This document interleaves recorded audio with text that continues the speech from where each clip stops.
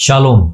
आज की सुबह के लिए हम परमेश्वर को धन्यवाद देते कि प्रभु ने फिर एक मौका दिया कि आज हम उसके नाम की प्रशंसा महिमा कर सके। प्रियो, आज सुबह जो परमेश्वर का वचन हम पढ़ने और समझने जा रहे वो है मसीह को पहनना।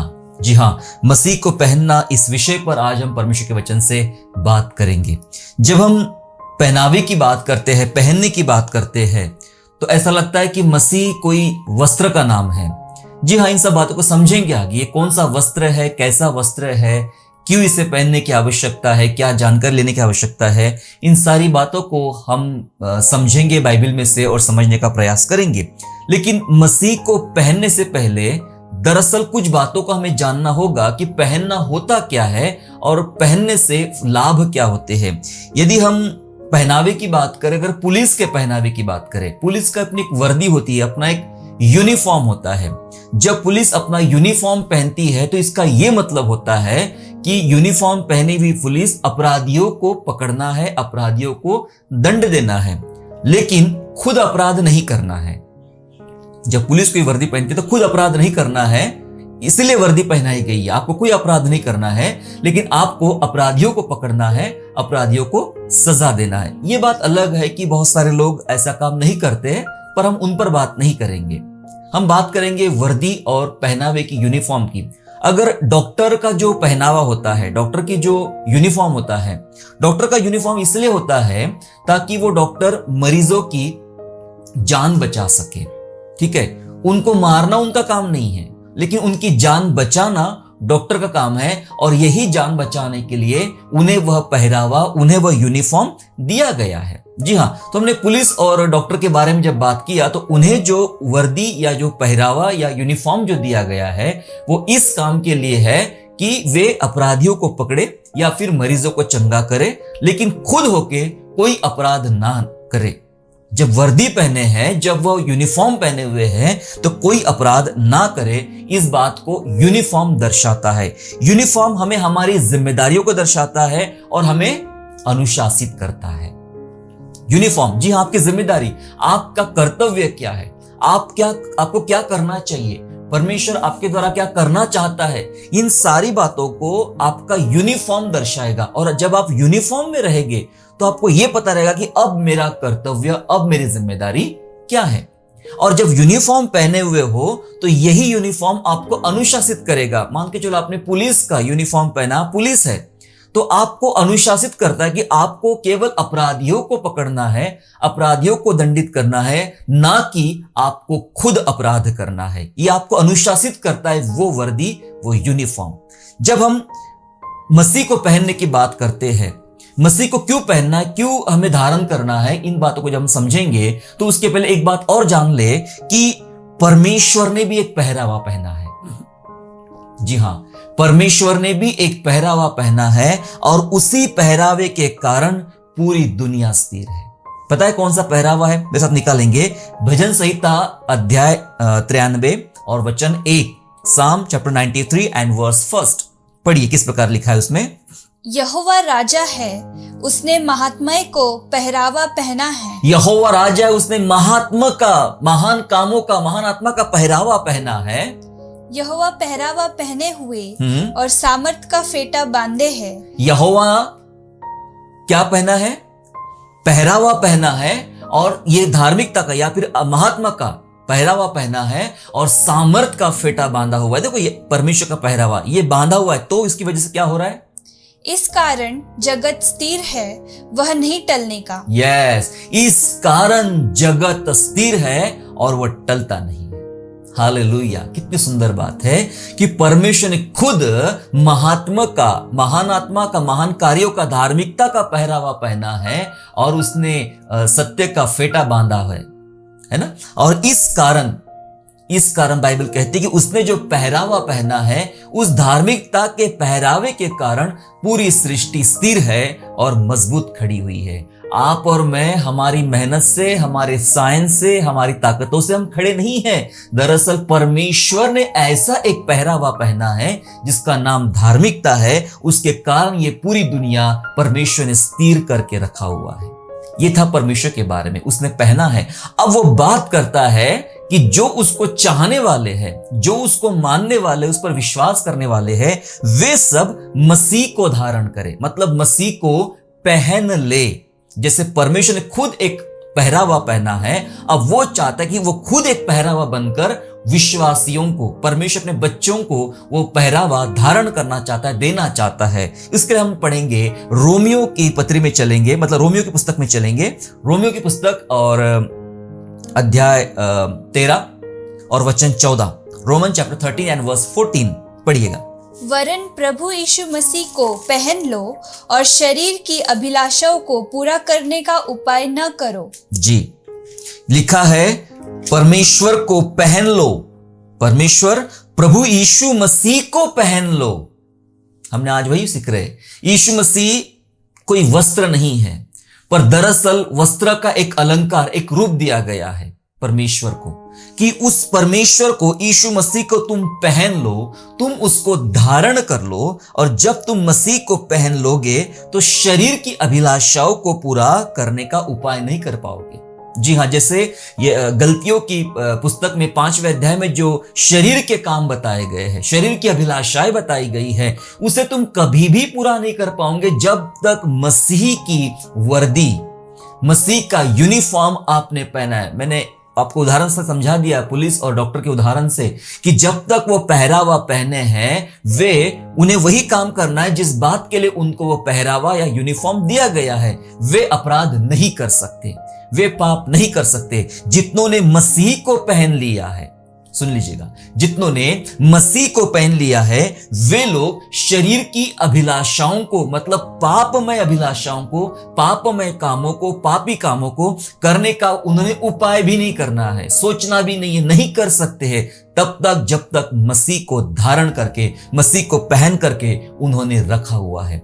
विश्वासियों, चर्च, क्या आज आप जानते हैं कि आपके लिए, मेरे लिए कलवरी क्रूस पर प्रभु यीशु मसीह ने जो प्राण दिया है, उसके द्वारा एक धार्मिकता का वस्त्र का उसने निर्माण किया है, और वो परमेश्वर चाहता है कि वह वस्त्र उसको चाहने वाला प्रत्येक विश्वासी, प्रत्येक बिलीवर, प्रत्येक परमेश्वर का बच्चा उस मसीह के वस्त्र को पहन ले, मसीह को ही पहन ले। जी हाँ, ये अपने आप में ऐसा वस्त्र है जिसका नाम ही मसीह है।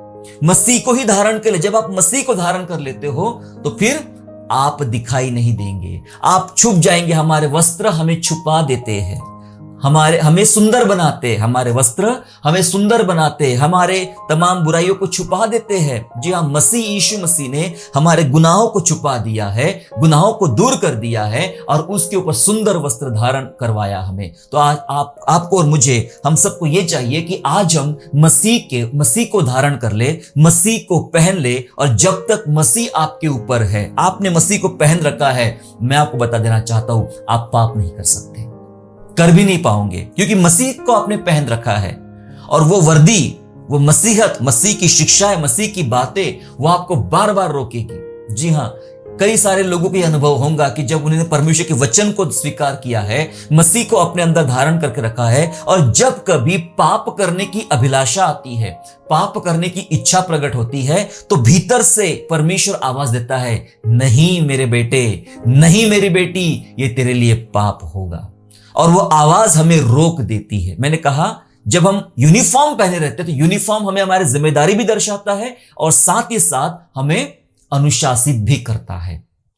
जी हां, अनुशासित भी करता। हम अनुशासित हो जाते हैं कि अब मुझे पाप नहीं करना है, क्योंकि मैंने मसीह को धारण कर लिया है।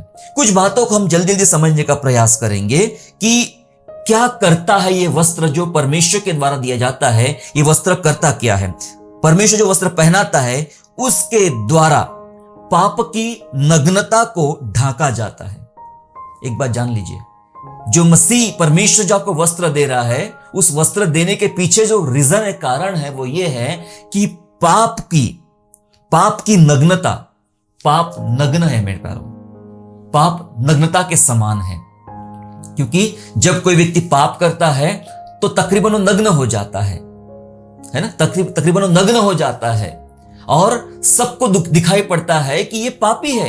और इसने पाप किया है और उसे दर दर अलग अलग जगह छुपते छुपाते अपने आप को बचाते चलना पड़ता है, क्योंकि वो उघाड़ा हो गया है, नग्न हो गया है और उसका पाप दिखाई पड़ रहा है। लेकिन इसलिए मैंने कहा कि जो परमेश्वर, उसके बाद परमेश्वर जो वस्त्र पहनाता है वो वस्त्र इसलिए है ताकि उस व्यक्ति की, उस पापी की नग्नता ढकी जाए। जब हम उत्पत्ति में पढ़ते हैं आदम और हवा के विषय में, उत्पत्ति में चलेंगे जेनेसिस चैप्टर 3 एंड वर्स 21, जब आदम और हवा ने पाप किया, तीसरा अध्याय 21 पद हम पढ़ने जा रहे हैं। जब आदम और हवा ने पाप किया और परमेश्वर ने उनको अदन के बाग से निकाल दिया, तब उन्हें एक वस्त्र पहनाया। कौन से? पढ़िएगा।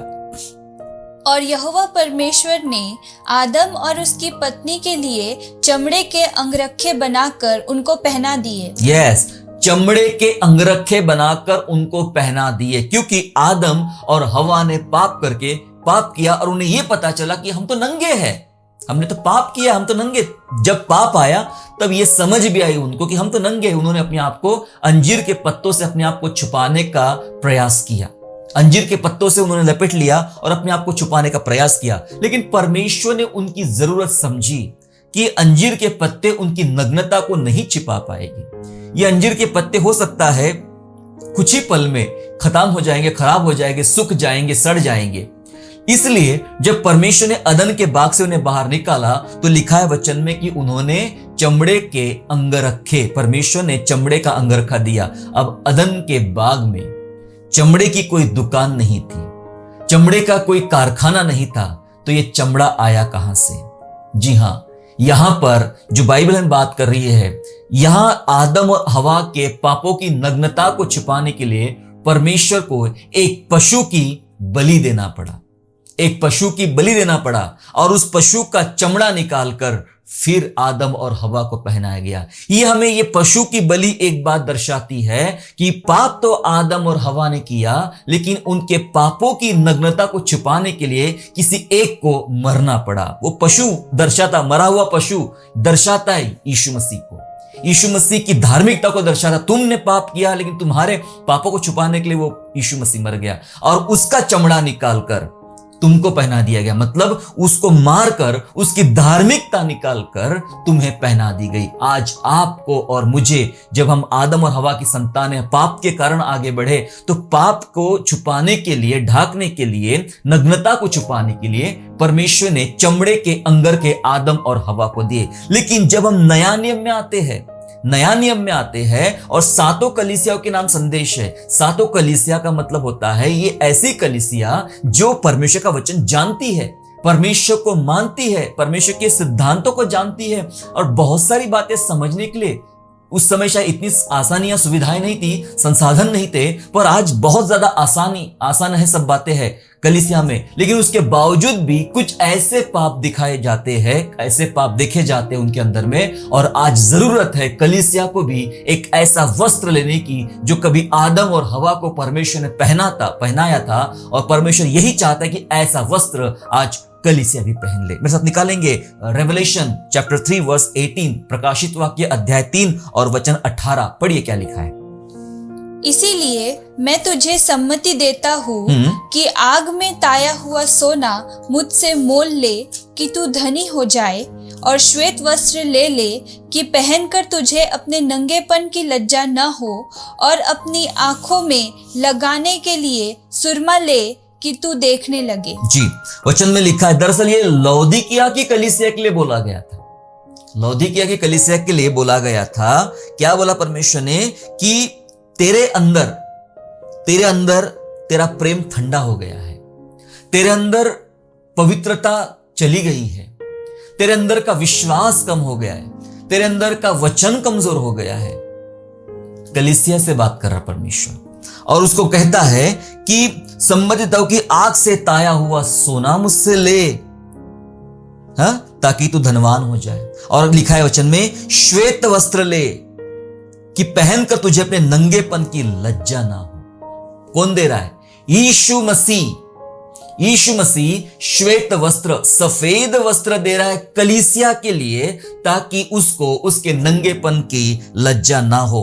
आदम और हवा, उनके नग्नता की वजह से परमेश्वर ने चमड़े का अंगरखा उनको दिया, चमड़े के वस्त्र उनको दिए। और यहां कलीसिया के लिए बोला जा रहा है कि श्वेत वस्त्र, सफेद वस्त्र जो परमेश्वर देता है वो धारण कर, ताकि तेरी नग्नता छिपाई जा सके। जी हां मेरे प्यारो, परमेश्वर जो वस्त्र पहनाता है उसके द्वारा पाप की नग्नता ढकी जाती है।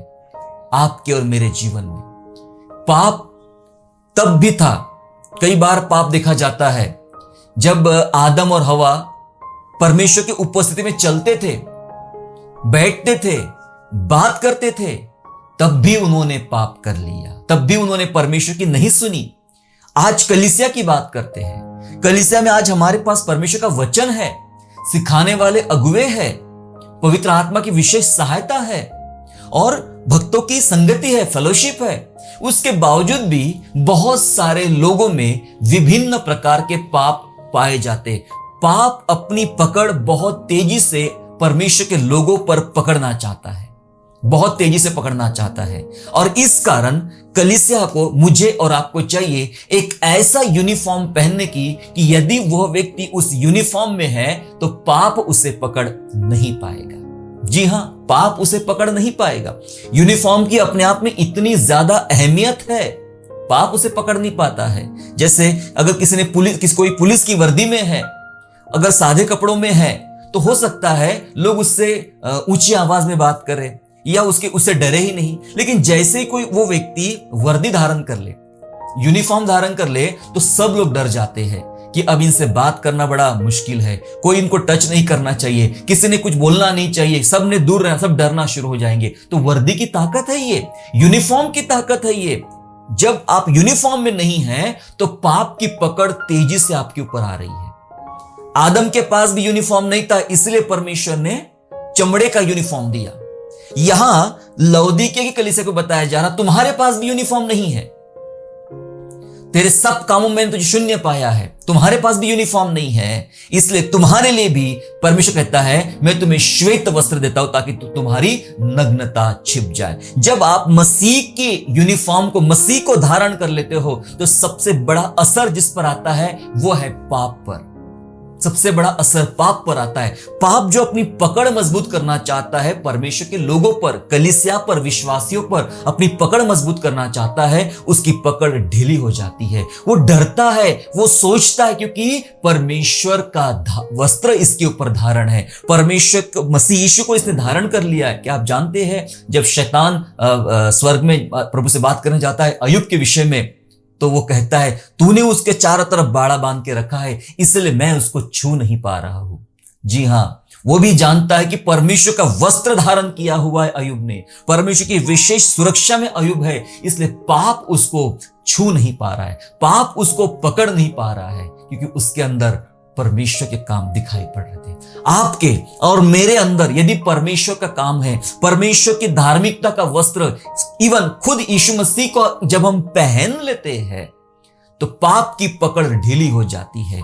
पाप सोचता है कि मैं जाऊं या ना जाऊं, लेकिन जब तक मसीह का वस्त्र, ये यूनिफॉर्म आपके ऊपर ना हो, मेरे ऊपर ना हो, तो पाप की लालसा हमारी तरफ लगातार बनी रहती है। वो हमें लूटना चाहता है, फंसाना चाहता है और बर्बाद कर देना चाहता है। जो बात परमेश्वर के वचन में बताई गई कि तुझे श्वेत वस्त्र में देता हूं जिससे तेरा नंगापन छुप जाए और तुझे अपने नंगेपन की लज्जा ना हो, ये नॉन क्रिश्चियन के लिए नहीं लिखा गया है, ये यीशु मसीह को नहीं जानने वालों के लिए नहीं लिखा गया है।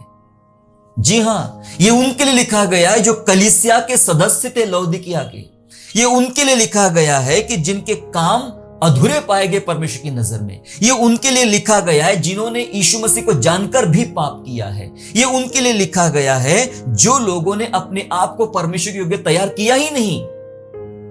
आज हमारे हाथ में बाइबिल है, गीतों की पुस्तका है, हमारे पास सिखाने वाले अगुवे हैं, कलीसिया है, मंडली बंद हो गई तो ऑनलाइन चर्चे से बहुत सारी चीजें हो रही है, लेकिन हम किस प्रकार के पापों में चल रहे हैं, हमें वो जांचने की आज आवश्यकता है।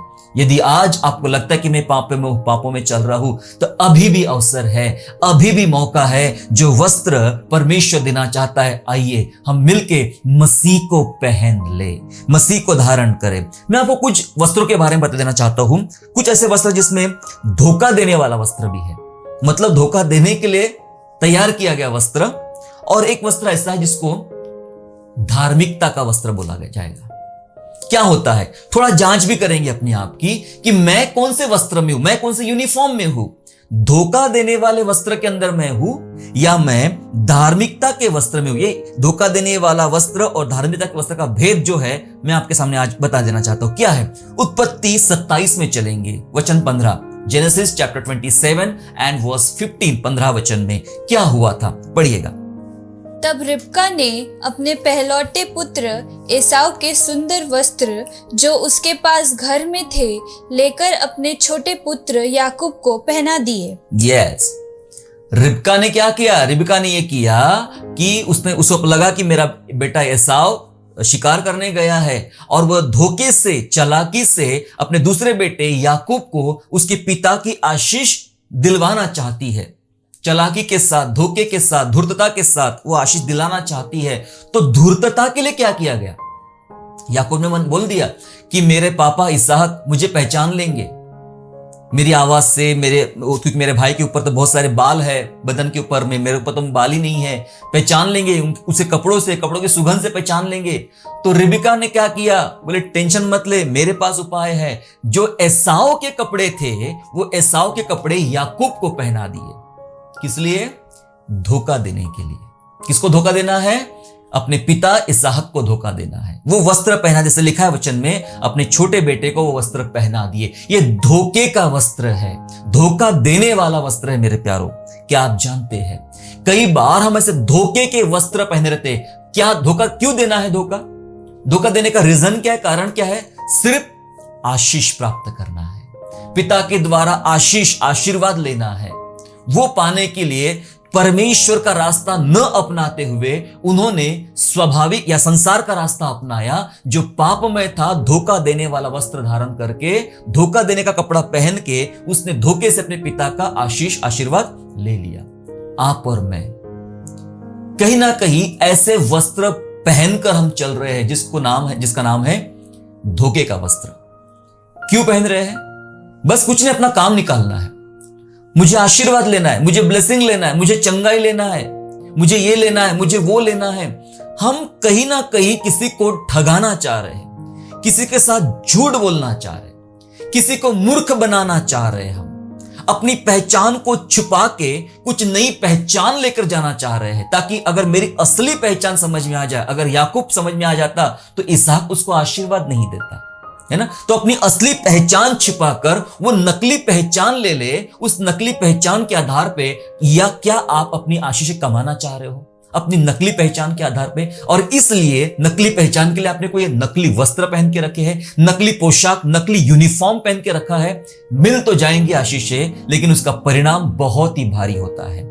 याकूब के जीवन में हमने पिछले बार भी सीख लिया इस बात को कि उसका परिणाम बहुत ज्यादा निकला। तो ये था धोखा देने के लिए पहना गया वस्त्र।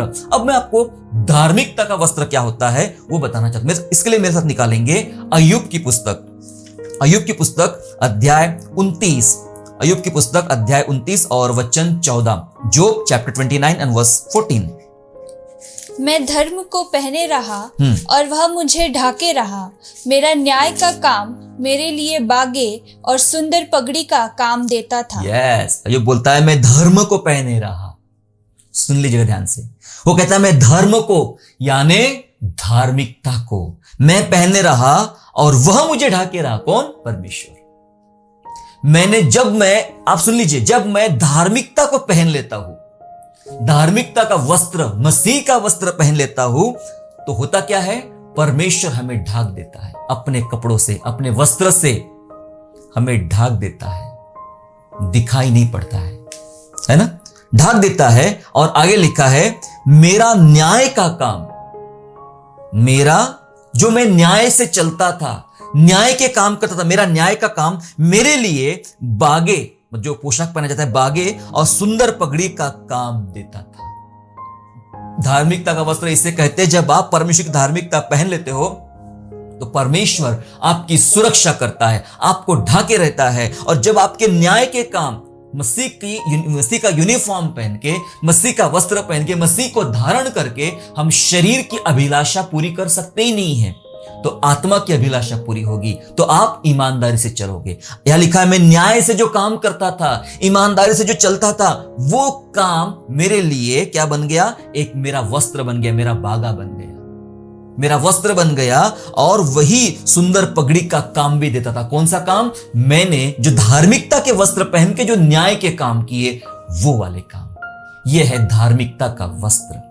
जी हां, जब आप धार्मिकता धारण करते हो परमेश्वर की, तब आप बेईमानी नहीं कर सकते हो, तब आप बुरे रास्ते पे नहीं चल सकते हो, आप पाप के रास्ते पे नहीं चल सकते हो। आपको सच्चाई और ईमानदारी के रास्ते पे चलना होता है। और जब न्याय के काम जब आप करते हो, वो काम आपके लिए वस्त्र बनना शुरू हो जाता है, वो आपका बचाव बनना शुरू हो जाता है, वो आपकी धार्मिकता बनना शुरू हो जाता है। कुछ ऐसे भी धर्म के काम होते हैं जो बिना प्रभु के किए जाते हैं, और वो काम प्रभु की नजर में कैसे है? मैले चिथड़ों के समान है, गंदे काम है। भले आप उसको अच्छा नाम दे दे, मैंने तो 1000 लोगों को, गरीबों को खाना खिलाया, 2000 लोगों को कपड़े पहनाए, 3000 लोगों को घर बना दिए। यदि यीशु के बगैर किए, यीशु के नाम से नहीं किए, यीशु की वजह से नहीं किए, यीशु की वजह से नहीं किए, तो वो काम का कोई बेनिफिट नहीं मिलना है, कोई खास बेनिफिट नहीं है। और भी लोग दुनिया में करने वाले, ऐसे मदद सेवा करने वाले, वो भी है, लेकिन जो यीशु मसीह का नाम लेता है, यीशु मसीह की वजह से करता है, जिसने यीशु मसीह ने जिसको बताया है वो काम करता है, यीशु मसीह में होकर जो काम करता है, वो काम बनते हैं धार्मिकता के। केवल भूखे को खाना ही नहीं मिलता, उस खाने के साथ उसको मिलता है परमेश्वर का प्यार, परमेश्वर के द्वारा दिया गया उद्धार, वो भी मिलता है। वो होता है परमेश्वर की तरफ से किए गए काम। और ये बोलता है, जब मैं धर्म को ओढ़े रहा तो प्रभु ने मुझे ढांक लिया, और मेरा जो न्याय के काम थे वो मेरे लिए वस्त्र बन गया, मेरे लिए पगड़ी बन गया। जी हां, और याकूब ने क्या किया? याकूब को उसकी मां ने एसाव का कपड़ा पहना दिया, जो धोखा देने वाला वस्त्र था। वो आशीष पाने के लिए, आशीर्वाद पाने के लिए धोखा देने वाला वस्त्र धारण किया।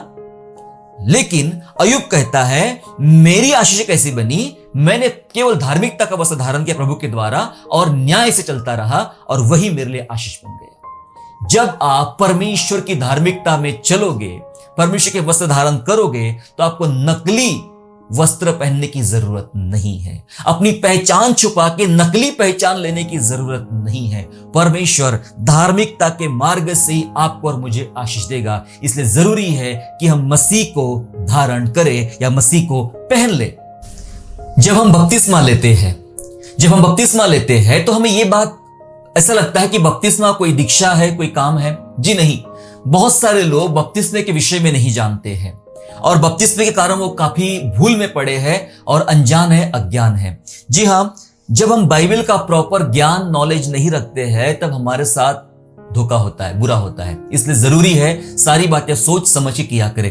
बपतिस्मा ये शब्द बैप्टिजो से निकला है। बैप्टिजो जो एक इब्रानी शब्द है, और जिसका मतलब होता है दफनाया जाना।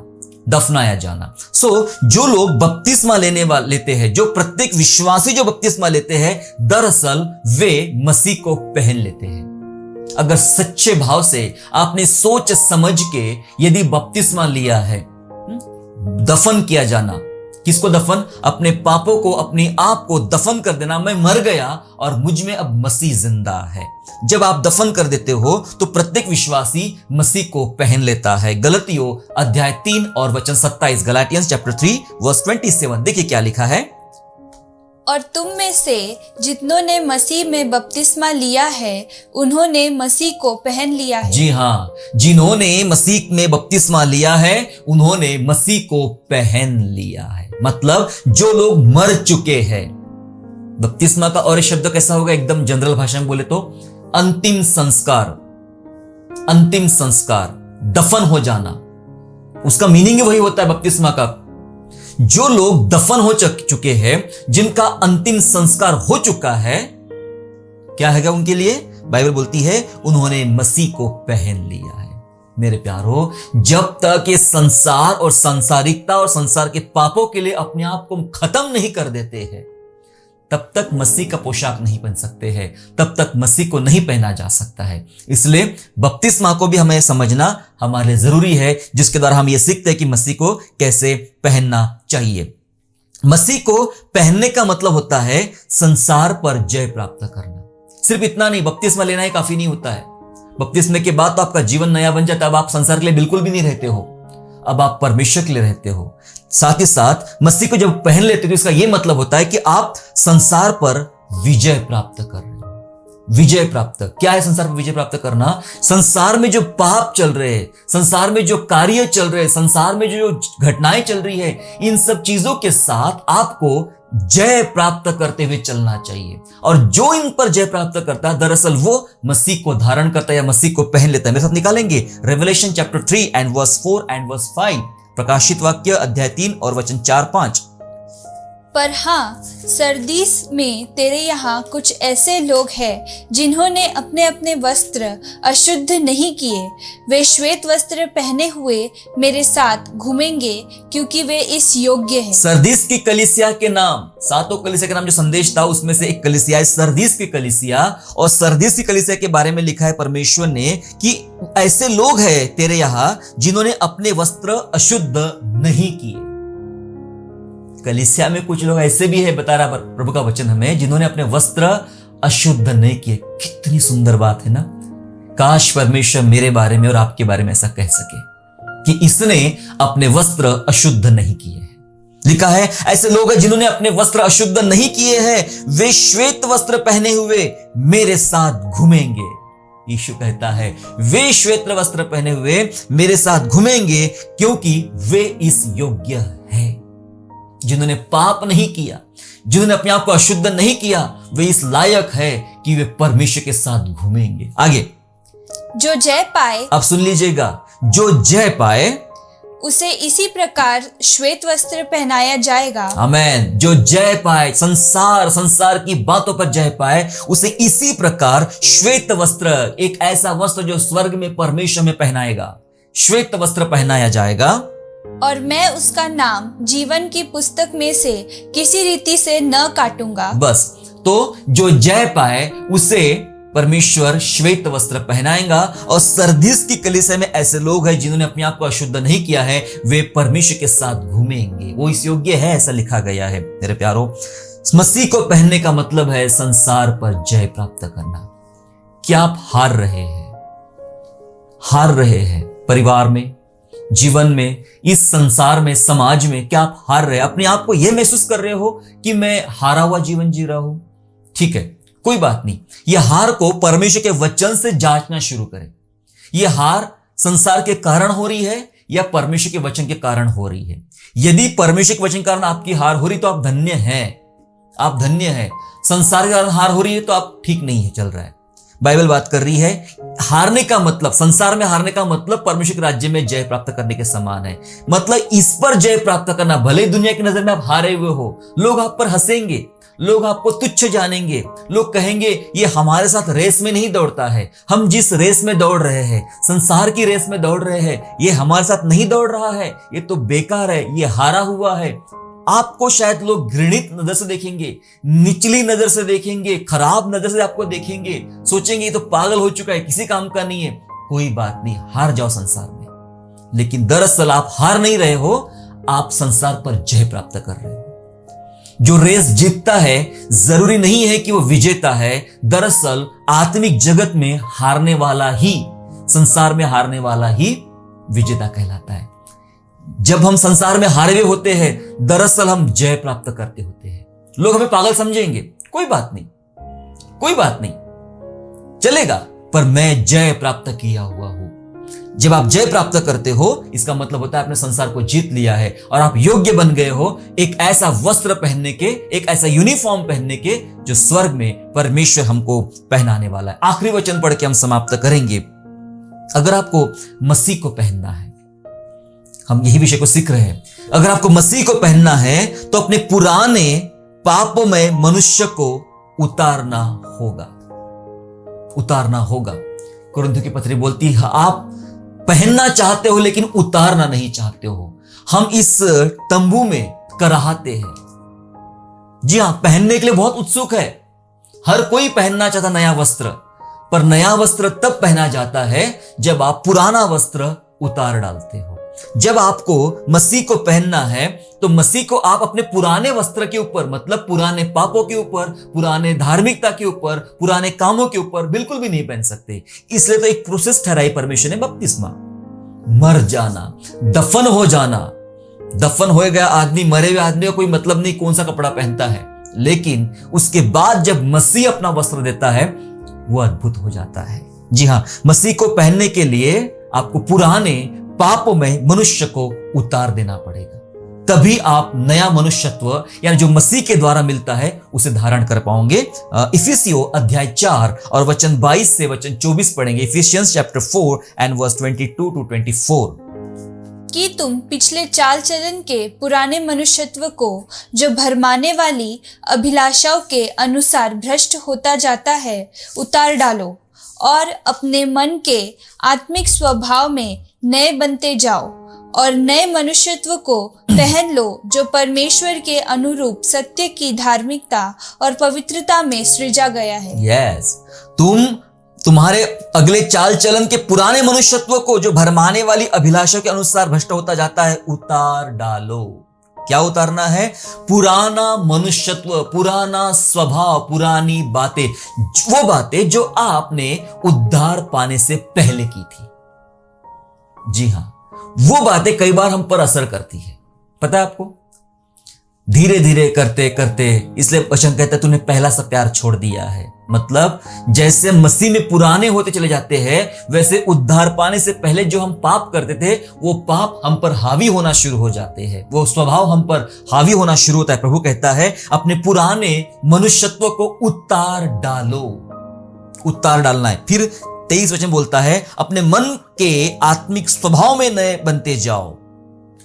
पहले उतारना है, फिर नया बनना है, और 24 वचन बोलता है और नए मनुष्यत्व को पहन लो। यहां नया मनुष्यत्व पहनाया जाए। दरअसल मसीह एक मनुष्यत्व है, मसीह एक लाइफस्टाइल है, मसीह एक लाइफस्टाइल है, मसीह एक जीवन शैली है। उसको धारण कर लो। तब तक नहीं होगा जब तक उतारोगे नहीं।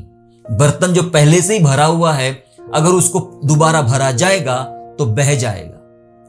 यदि उसको भरना है शुद्ध वस्तु से तो पहले पुराने बर्तन को पुरानी वस्तु से धोना पड़ेगा, खाली करना पड़ेगा, और उसके बाद उसको नए मनुष्यत्व, नए धार्मिकता से भरा जाएगा। मसीह एक जीवन शैली है। मनुष्यत्व, नया मनुष्यत्व को पहन लो जो परमेश्वर के अनुसार सत्य की धार्मिकता और पवित्रता में सिरजा गया है। यीशु मसीह के नाम से सत्य की धार्मिकता और पवित्रता में जो वस्त्र बना है उसे पहनना है, लेकिन उसके पहले आपको पुराने वस्त्र उतारने की आवश्यकता है। जी हां, यह है मसीह को पहनना। क्या आज आप अपने आप को देख पा रहे हो कि मैं यीशु मसीह को पहने हूं, यीशु मेरे साथ है, यीशु मसीह को मैं धारण किया हुआ हूं, यीशु मसीह में मैं चलता हूं। अगर कोई मुझे देखना चाहे, कोई मेरा पता मांगे तो यीशु मसीह का पता पूछ ले। अगर कोई मुझे देखना चाहे तो यीशु मसीह को देख ले। अगर कोई मुझे सुनना चाहे तो यीशु मसीह को सुन ले। अगर कोई मुझे मिलना चाहे तो आओ पहले यीशु मसीह को मिल ले। अब मैं नहीं दिखूंगा।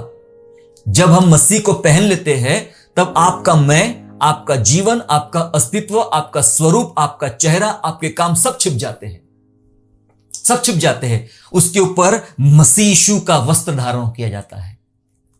लेकिन विडंबना है, तकलीफ है, ये है कि लोगों ने मसीह के वस्त्र को उतार के नीचे रख दिया है और अपने काम, अपनी धार्मिकता, अपनी वाहवाही, अपना प्रचार, अपना नाम, अपने गुण, अपना स्वभाव सब सामने आ रहा है। यीशु मसीह के वस्त्र नीचे गिरा के रखे गए हैं। आओ उठा ले, धारण कर ले, पहन ले।